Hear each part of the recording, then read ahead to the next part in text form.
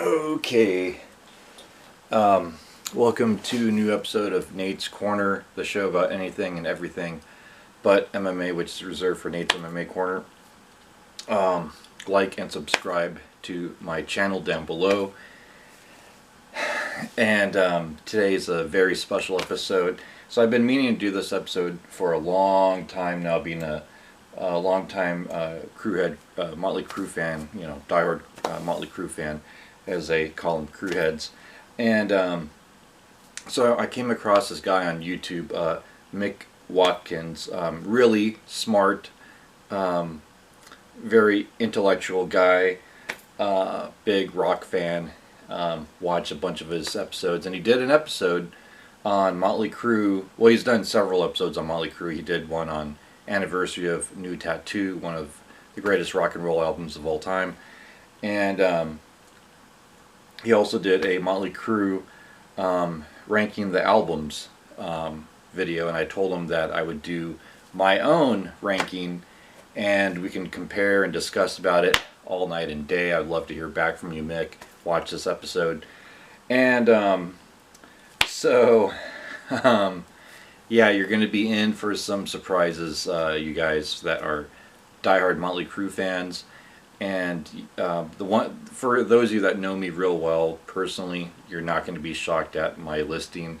But I'm going to assume that a lot of you watching this don't know me and know my musical taste and everything. So this episode, I've been so excited to film, and finally got around getting off my lazy butt and filming this episode.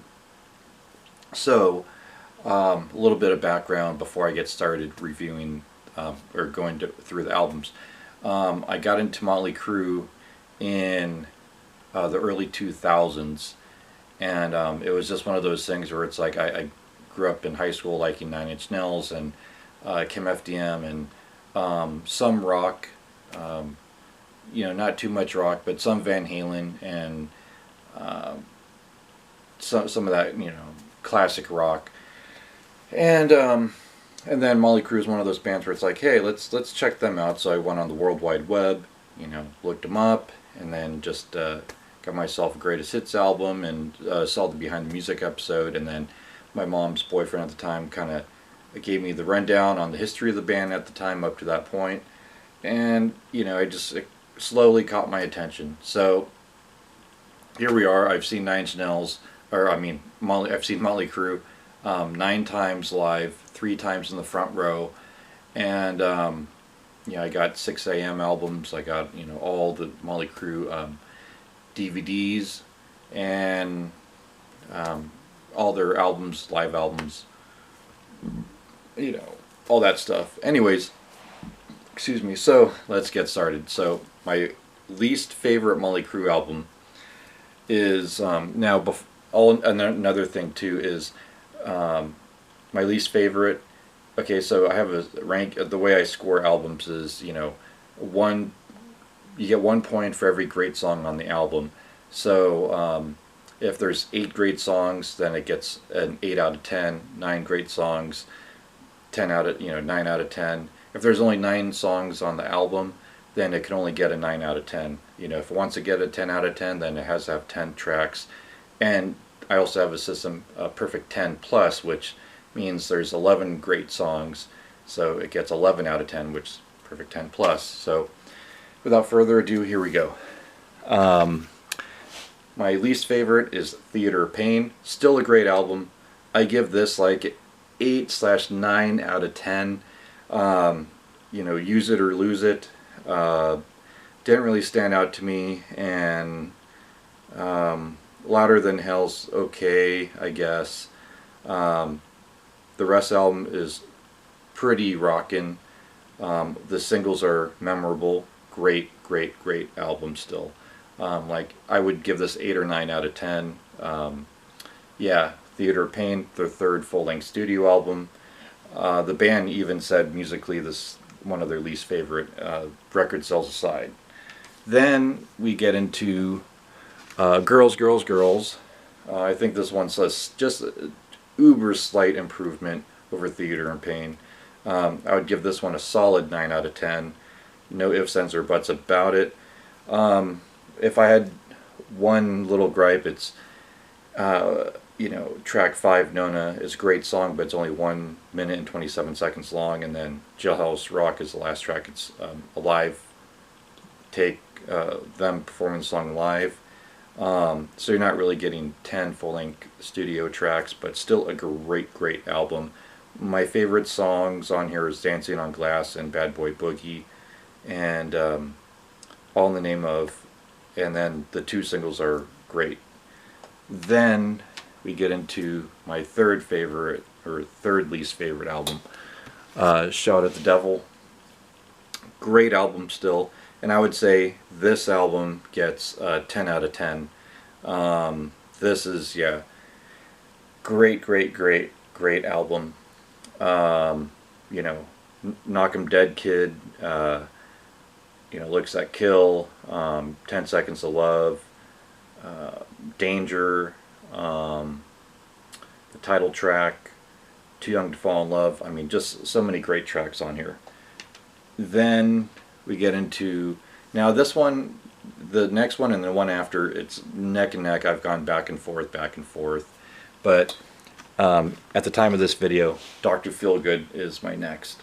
Another album gets perfect 10 out of 10.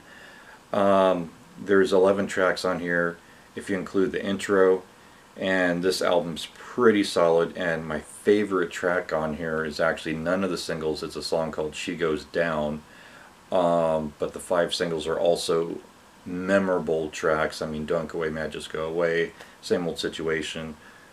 Great album. So yeah, and it's their biggest best-selling album too. Then we get into Too Fast for Love. So I score this a 10 out of 10. You might be saying, well, wait a second. There's only 9 tracks on it. 9 on the Electro version, 10 on the leather version, and this is the remastered version with Toast of the Town on it. And Toast of the Town, amazing track. Like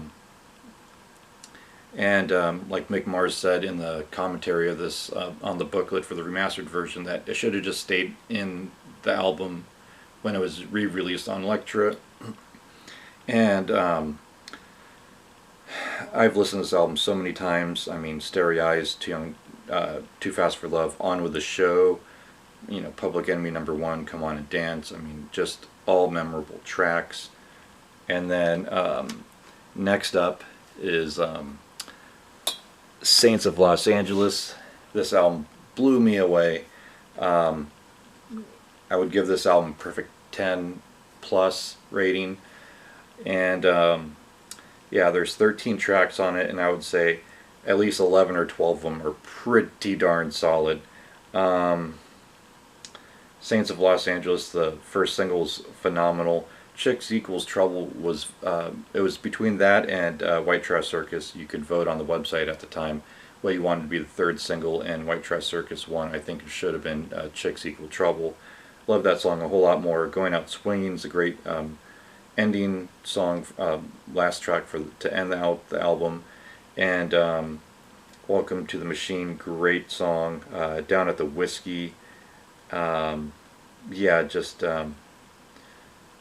Just Another Psycho. I mean, this album, phenomenal. The tour, I was expecting a little bit more with the tour. Tommy Lee didn't do any big time drum solo. They did just a basic set list. I went to the opening show in Indio, California, just before the San Diego show on this tour, and that was the only show I went to on this tour, because they only did like 16, borderline 17 songs, depending on how you look at it, and I felt like the set list could have been bigger and Tommy Lee could have done a drum solo, but overall, still a fun show, a good show.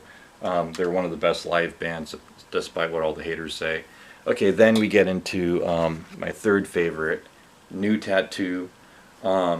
Didn't think much of this album when I first heard it at a record store in San Diego, but eventually I fell in love with lead single Hell in High Heels, and then Drag Strip Superstar and all the other tracks, and then I got the accompanying DVD, live concert DVD, Lewd, Crude, and Tattooed, which I just watched a few days ago again for the millionth time. She Needs Rock and Roll, Punch in the Teeth by Love. You know, First Band on the Moon. I mean, New Tattoo, the title track, great ballad. You know, Rest in Peace, Randy Castillo. Then, Self-Titled's my second favorite. John Krabi did his thing on this one. Unfortunately, he didn't get any more chances after this album. But yeah, this album just, you know, blew me away pretty early on. Poison Apple's one of the first tracks that, you know, I heard online. Blew me away. I was like, I gotta buy this album. And I've listened to it a million, gazillion, quintillion times since. And John Krabi, if you're watching, you're the man. Yeah, the band pretty much co-wrote as a whole, pretty much majority of this album. And Quaternary is a great EP that tied into this era. You know, and then the bonus tracks, Baby Kills, Quaternary, Hypnotized, Living in the Know is an unreleased track, which is on the remastered edition, amazing. Misunderstood, great single. Uncle Jack, Smoke the Sky, Dropping Like Flies, Drift Away, Hammered. I mean, I could go on, amazing. Okay, now my number one. Okay, you all know what's left. Here we go. Generation Swine. Yep, Generation Swine. Boom, right there. Yeah, so one of the greatest albums of all time from one of the greatest bands of all time. Yeah, Generation Swine. Oh my gosh. So I saw a fan-made video shot, I believe it was Charlotte, North Carolina, from this tour. I remember watching on VHS in the early 2000s going, man, where was I? Oh yeah, I was 14. I couldn't drive back then, but had I known about this album and this tour and was able to drive myself to a show, I would have gone to one of those, because the show was phenomenal. The set list was amazing. The band was on point. Tommy Lee's drum solo on that tour. This album, there's, you know, forget what the haters say, Brandon, heartfelt ballad. Afraid, my all-time favorite Motley Crue song. Best single they've ever done in their career. And, you know, Vince Neil, his voice was just on par for this. Beauty was essentially kind of a sort of a second single. Amazing. Shout Out the Devil 97 is better than the original Shout Out the Devil. Yes, I said it. Better than the original Shout Out the Devil. Glitter, great ballad. Confessions, Flush, Find Myself, great opening track.